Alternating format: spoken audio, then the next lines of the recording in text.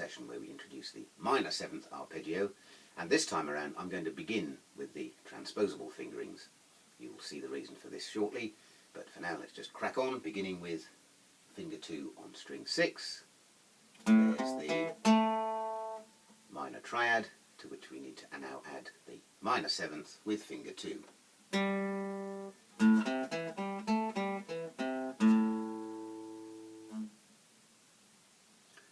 Moving up into the 2nd octave, the minor 3rd is now in position under finger 2. The 5th now falls at the same fret on string 2. The minor 7th with a stretch, finger 1 on string 1, and the octave finger 2 or finger 3 on string 1. As an alternative fingering, we can play the 5th with finger 3. This simultaneously avoids the need to play the 2 consecutive notes with finger 2, and also puts us a little closer to the position of playing the minor 7th with finger 1.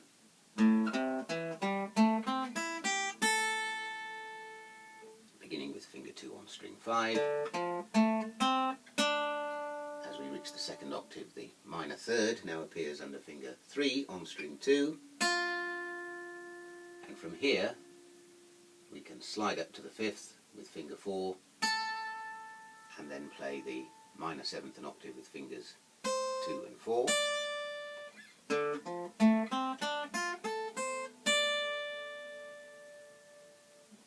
Although you might perhaps find it easier to move to finger 1 at the minor 3rd, and then it's just a short stretch to the 5th with finger 4, and we complete the arpeggio with fingers 2 and 4 as before.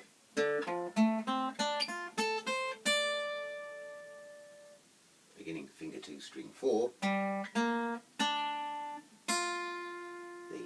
minor 7th now lands under finger 3 on string 2, and as we did with the dominant 7th arpeggio, we can either reach to the octave with finger 1 or with finger 4.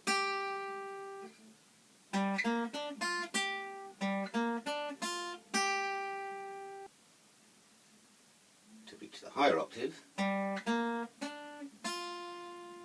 we can go to finger 1 at the 1st octave. The minor 3rd is then in position under finger 4, the 5th under finger 3 on string 1, and then slide up to play the minor 7th an octave with fingers 2 and 4.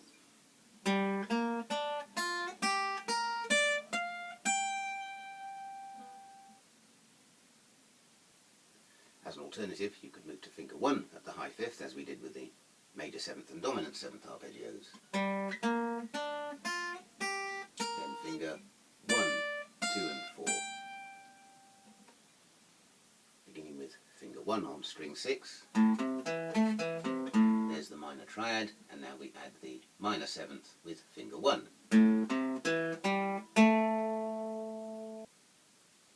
In the upper octave, the minor 3rd and 5th now fall in the same fret space under finger 1, the minor 7th, finger 4, and the octave, finger 1. Now here, playing these 2 notes, the minor 3rd and 5th, with the same finger is probably the easiest way. It's the index finger, which is the finger with the best combination of strength, flexibility and dexterity. And if you're already comfortable with bar chords, then you're already used to using this finger in that way. If you really can't manage it, then you can use finger 2 to play the 5th.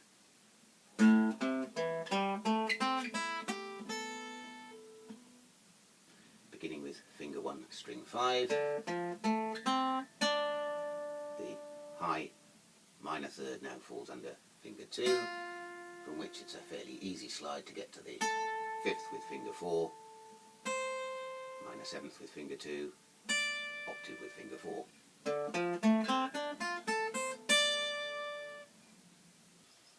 Beginning with finger 1 string 4, the minor 7th and octave now fall under fingers 2 and 4 in position.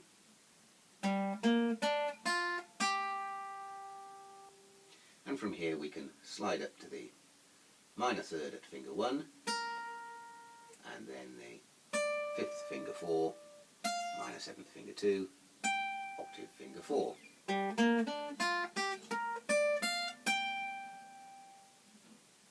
The finger 4 starting position, the patterns are the same as the dominant 7th arpeggios we've studied, simply replacing the major third with a minor third. So here's a root, minor third now under finger 2, 5th, finger 1, minor 7th, finger 4, octave, finger 1.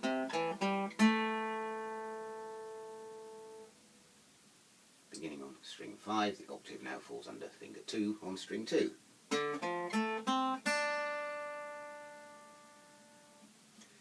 And beginning finger 4, string 4, the minor third and 5th now fall at the same fret and can be played with finger 2 or fingers 2 and 3.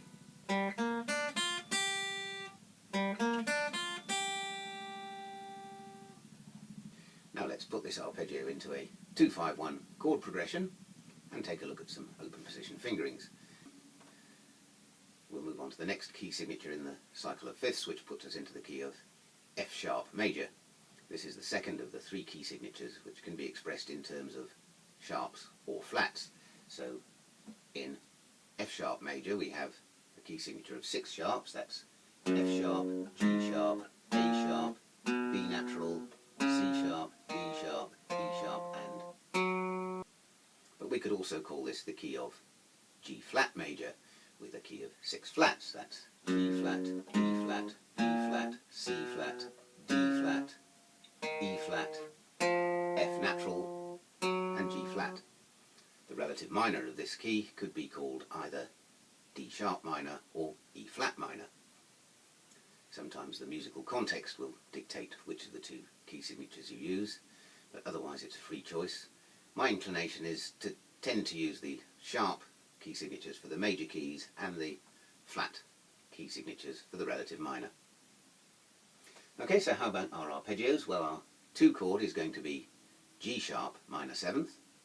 G sharp is obviously the same as A flat, and we've already encountered the A flat minor triad arpeggio in a previous example. So now we add the minor 7th, that's the F sharp at fret 4, string 4,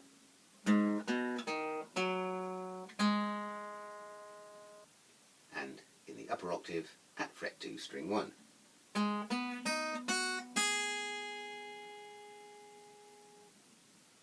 here we're playing the minor third and 5th, that's the B and D sharp with finger 4 at fret 4.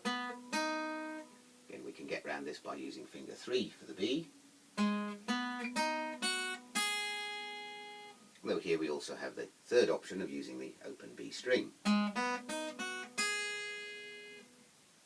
C sharp 7 arpeggio begins here with the C sharp, fret 4, string 5, the major third of E sharp, fret 3, string 4, the 5th, D sharp, fret 1, string 3, the minor 7th of B natural, fret 4, string 3, and the octave C sharp, fret 2, string 2.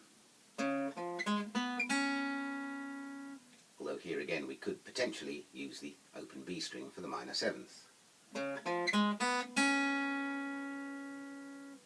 The F sharp major 7th arpeggio begins the F sharp, fret 2, string 6, the major third of A sharp, fret 1, string 5, 5th, C sharp, fret 4, string 5, major 7th, fret 3, string 4, and the octave, fret 4, string 4, and then the next A sharp, fret 3, string 3, the C sharp, fret 2, string 2, the major 7th, E sharp, fret 1, string 1, and the top octave F, fret 2, string 1.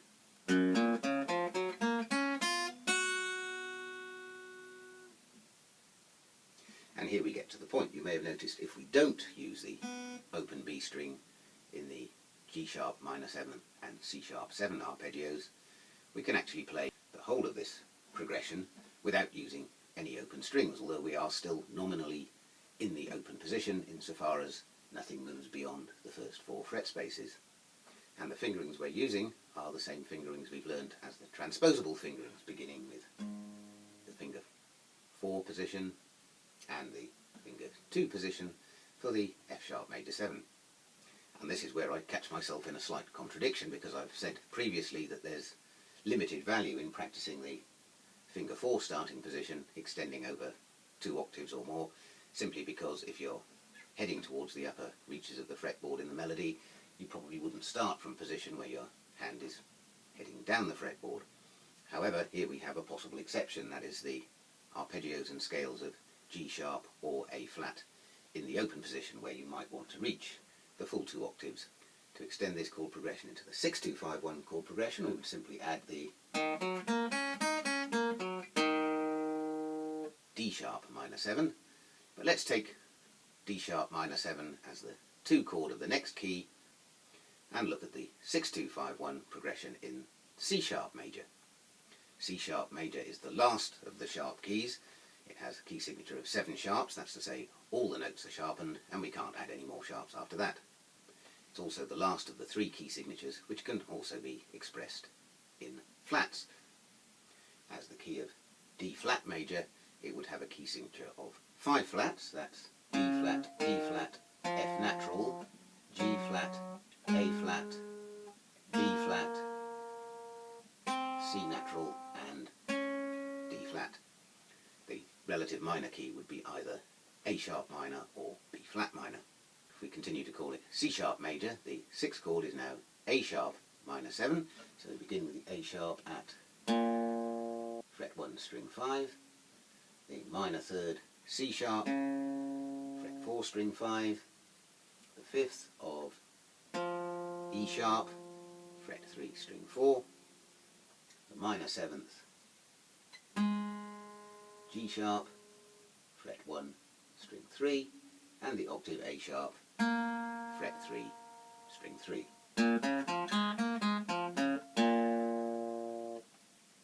Which you can see is simply the finger 1 starting position of the transposable fingerings on string 5. The 2 chord is now D sharp minor 7th, and once again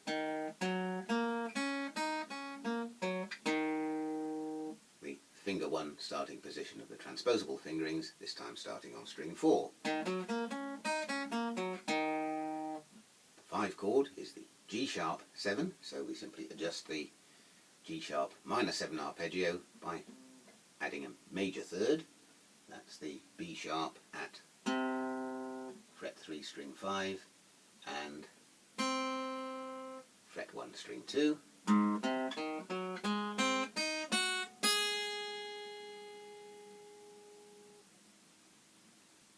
And here you could play the high major 3rd of B sharp with finger 3, if you choose.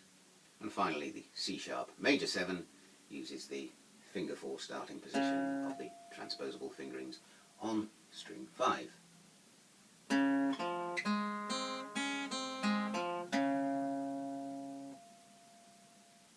Once again use fingers 2 and 3 for the major 7 and octave if that fingering's more comfortable for you. And